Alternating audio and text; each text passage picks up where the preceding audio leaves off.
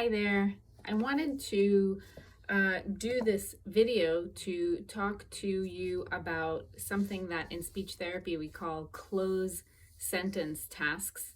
So sometimes we will give a child an opportunity to fill in the blank while we're reading a book or while we're saying anything for that matter, to try to get them to say the target word or the target phrase or whatever it might be. So if we're working on speech sounds, we might ask them to sort of fill in the blank with this closed sentence task, by starting to say the sentence and then pausing and hoping that they're going to fill in the blank.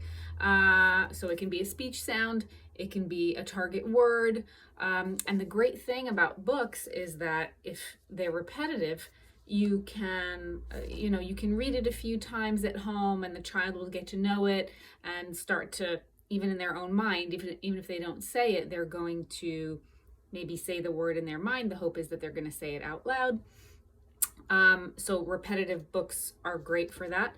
And you can try to find books that have the target sound that you're having them, you're wanting them to fill in, but even just having that wait, that pause, that expectant pause, and waiting for the child to fill in the blank is great because it gets them to start communicating, practice, whatever it is that they need to practice. So I'm using Pout Pout Fish, a classic loved by children and adults for that matter everywhere.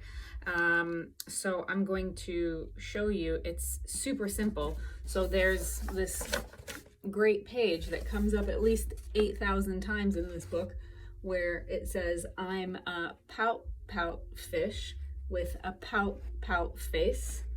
So I spread the dreary wearies all over the place.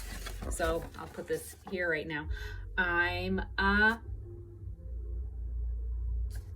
pout pout fish, right? So you give a child at the beginning, they might not know what to do. They might not know that they're supposed to fill in the blank by saying pout, pout, or fish, whatever the target is that you want them to say. But pause for a couple of seconds. If they say it, or if they attempt it, or if they mouth it, great. All communication attempts, you give them a high five and tell them, yeah, you did it, and then you can model it for them again. So whatever they attempt to do is great. And if they don't understand that they need to say the word, attempt the word, whatever it is, go on and say it. So I'm a pout pout fish. Maybe if they start to understand that they need to say something, you can just mouth the word, right? Or you can look at them and point, or say your turn, right? So this book is great because they go over this I'm a pout pout fish phrase at least, like I said, 1,000 times.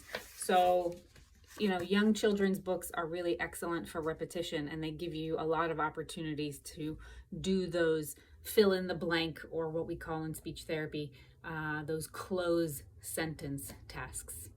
Thanks. Bye.